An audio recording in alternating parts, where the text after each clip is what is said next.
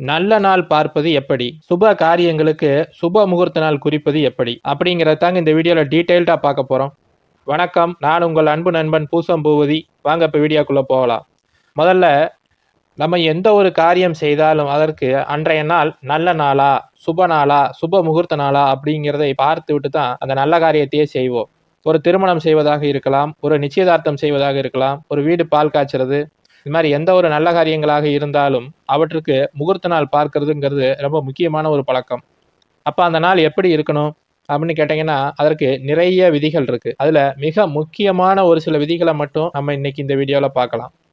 அதுல ஃபர்ஸ்ட் ஒரு முகூர்த்த நாள் அப்படிங்கிறது அது வளர்பிறை நாளாக இருந்தால் ரொம்ப நல்லது. அதிலும் வளர்பிறை சுப முகூர்த்த தினமாகவும் பௌர்ணமியை ஒட்டி இருக்கக்கூடிய நாளாக இருந்துச்சுன்னா அது ரொம்ப அருமையான ஒரு நாளாக இருக்கும். அது முதல் பாயிண்ட். இல்லைங்க, வளர்பிறையில இருக்க டேட் வந்து எங்களுக்கு அமையல, எங்களுக்கு தேய்பிறையில தான் முகூர்த்த நாள் அமைஞ்சிருக்கு, திருமணத்திற்காக இருக்கட்டும், இல்ல மற்ற வீடு பால் காய்ச்சறது, புதிதாக ஒரு தொழில் தொடங்குவது, இது மாதிரி விஷயங்களுக்கு தேய்பிறையில தான் அமைஞ்சிருக்கு அப்படின்னா, தேய்பிறையிலையும் பஞ்சமி திதி வரைக்கும் சந்திரன் தன்னுடைய ஒளியை பெரிதாக இழக்க மாட்டார். பெரிதாக தன்னுடைய வட்ட வடிவத்தை இழக்காமல் இருப்பார். அதனால அந்த பௌர்ணமி முடிஞ்சு ஒரு 5 நாட்கள் வரைக்குமே சந்திரன் தன்னுடைய ஒளியை பெரியதாக இழக்காதவராக இருப்பார். அந்த காலகட்டத்துல நம்ம தாராளமாக திருமணம் செய்யலாம். அதில் இருக்கக்கூடிய சுப முகூர்த்த நாட்களாக தேர்ந்தெடுத்து தேய்பிறையாக இருந்தாலும் திருமணம் செய்யலாம். எப்ப செய்யக்கூடாது? கடுமையான அமாவாசையை நெருங்கி இருக்கக்கூடிய தேய்பிறை சுப முகூர்த்த நாட்கள்ல செய்யாமல் இருப்பது நல்லது. அதற்கு அடுத்த மாதிரி நம்ம எந்த ஒரு சுபகாரியம் செய்தாலும் அந்த விஷயத்திற்கு முதன்மையாக இருக்கக்கூடியவர்களுக்கு சந்திராஷ்டமம் இருக்கக்கூடாது. உதாரணமாக ஒரு திருமணம் செய்யறோம்னா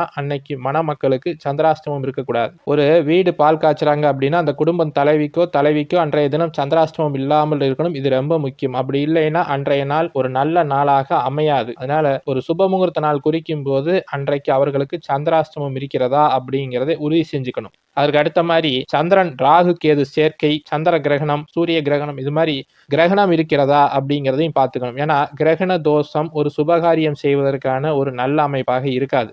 அதனால அன்றைய நாட்கள்ல ராகு கேது சந்திரனோட சூரியனோட சேர்ந்திருக்கிறாரா, அது மாதிரி கிரகண தோஷங்கள் அன்று இருக்கிறதா அப்படிங்கிறதையும் பார்த்து கொள்ளணும். அதுக்கு அடுத்த மாதிரி அந்த சம்பந்தப்பட்ட நபருடைய, இந்த மணமக்களுடைய, அந்த விசேஷ வேட்டாருடைய பிறந்த நட்சத்திரத்துல நம்ம அந்த மாதிரி சுபகாரியங்கள் செய்யக்கூடாது. அதை தவிர்த்து விடுவது நல்லது. எப்படி சந்திராஷ்டமத்தை தவிர்க்கிறோமோ அதே மாதிரி பிறந்த நட்சத்திரத்தையும் தவிர்த்து விடுவது நல்லது. அதற்கு அடுத்த மாதிரி கிழமைகள்ல அந்த முகூர்த்த நாள் செவ்வாய்க்கிழமையாகவோ சனிக்கிழமையாகவோ இருக்கக்கூடாது. ஏன்னா செவ்வாய் சனி இருவரும் கடுமையான பாவர்கள் அப்படின்ற அடிப்படையில அவர்களுடைய கிழமைகளில் அந்த முகூர்த்த நாட்கள் இல்லாமல் பார்த்து கொள்வது நல்லது. முடிந்தவரை தவிர்த்து விடணும். அப்ப எந்த நாள்ல இருக்கலாம்? சுப கிரகங்களாகிய புதன், வியாழன், வெள்ளி. புதன் ஒரு சுபகிரகம், வியாழன்னு சொல்லக்கூடிய குரு பகவான் ஒரு சுபகிரகம், வெள்ளின்னு சொல்லப்படக்கூடிய சுக்கிரன் ஒரு சுபகிரகம். ஆக இந்த 3 நாட்கள்ல முகூர்த்த நாள் அமைஞ்சா அந்த நாள் மிக சிறப்பான ஒரு நாளாக இருக்கும். அதனை அடுத்து ஞாயிற்றுக்கிழமை மற்றும் திங்கட்கிழமை. ஞாயிற்றுக்கிழமை சூரியனுக்குரிய நாள், திங்கட்கிழமை சந்திரனுக்குரிய நாள். சூரியன் என்ன இருந்தாலும் அரை பாவர், சந்திரன் வளர்பிறை தேய்பிறைக்கு உட்பட்ட பாவர் சுபராக கருதப்படக்கூடியவர். அதனால இவர்கள் 2ஆம் பட்சமாக இந்த ஞாயிற்றுக்கிழமையும் திங்கட்கிழமையும் நம்ம வந்து முகூர்த்த நாளாக குறிக்கலாம். அதே மாதிரி எந்தெந்த மாதங்கள்னு பார்த்தீங்கன்னா, தமிழ் மாதங்கள்ல வைகாசி, ஆனி, ஆவணி, அதனோடு ஐப்பசி, கார்த்திகை, தை, மாசி, பங்குனி, இந்த மாதங்கள் சிறப்பான மாதங்களாகவும் இருக்கும். இப்ப எந்த மாதங்களை தவிர்த்து விட வேண்டும்? திருமணம் மாதிரி சுப நிகழ்ச்சிகளுக்கு சித்திரை, ஆடி மாதத்தையும், புரட்டாசி மற்றும் மார்கழி மாதங்களை தவிர்த்து விடுவது நல்லது. இந்த மாதங்கள்ல பொதுவாக யாரும் திருமணம் மாதிரியான சுப நிகழ்ச்சிகளை செய்ய மாட்டார்கள். அதே மாதிரி திதிகள்லையும் வளர்பிறையாகவோ தேய்பிறையாகவோ எதில் இருந்தாலும் சரி அஷ்டமி நவமி திதிகளை தவிர்த்து விடுவது நல்லது. அதற்கடுத்து அமிர்த யோக அமைப்புகளில் பார்த்தீங்கன்னா அன்றைய தினத்துல நம்ம அந்த முகூர்த்தம் வைத்திருக்கக்கூடிய நேரத்துல சித்த யோகமாகவோ அல்லது அமிர்த யோகமாகவோ தான் இருக்கணும். நம்ம காலையில முகூர்த்தம் வச்சிருக்க நேரத்துல மரண யோகமாக இருக்கவே கூடாது. அதையும் நிச்சயமாக பார்த்து கொள்ளணும். சித்த யோகம் அமிர்த யோகம் நிறைந்த நாட்கள்ல மட்டும்தான் நம்ம நம்மளுடைய முகூர்த்தங்களை குறிக்க வேண்டும். அதற்கடுத்து நம்ம அந்த முகூர்த்தம் குறித்து இருக்கக்கூடிய அந்த நேரத்துல ராகு காலமோ யமகண்டமோ இருக்கக்கூடாது. குறிப்பாக நல்ல நேரமாகவோ அல்லது அந்த கௌரி நல்ல நேரம் சொல்லப்படக்கூடிய நேரமாகவோ இருந்தாலும் கூட சரி, அது சிறப்பாக இருக்கும். ஆனா ராகு காலமோ யமகண்டமோ இல்லாமல் இருப்பது நல்லது. அதற்கு அடுத்ததாக பார்த்தீங்கன்னா, இந்த காலையில நம்ம குறிச்சிருக்கிற அந்த முகூர்த்த நேரத்துல வரக்கூடிய லக்கணம் வந்து பார்த்தீங்கன்னா சுப லக்கணமாக இருக்க வேண்டும்.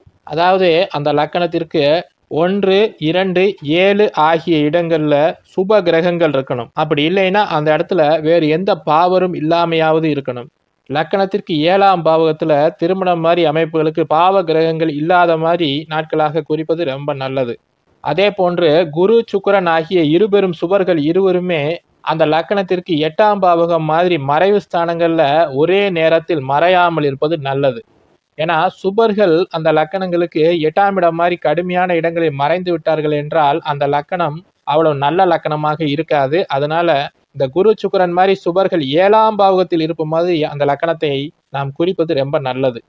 அதற்கு அடுத்த மாதிரி இந்த எந்த அமைப்புகளுமே நமக்கு சரியாக வரல, நம்மளுக்கு இருக்கக்கூடிய டைமே ஒரு 15 நாள் 20 நாள் தான் இருக்கு, அதுக்குள்ள நம்ம ஒரு சுபகாரியம் செய்யணும் அப்படிங்கும்போது குறைந்தபட்சம் அந்த லக்கணத்திற்கு 11ஆம் பாவகத்துல சூரியன் இருப்பது மாதிரியான லக்கணத்தை குறித்தோம் என்றால் அதுல எந்த ஒரு பெரிய தோஷங்களும் இருக்காது. உதாரணமாக ஒரு மேச லக்கணம் குறிக்கிறோம்னா 11ஆம் பாவமாகிய கும்பத்துல சூரியன் இருக்கிறாருன்னா அப்போது அந்த அமைப்புல நிறைய தோஷங்கள் நிவர்த்தி ஆகும் அப்படிங்கிறது ஒரு முக்கியமான விதி.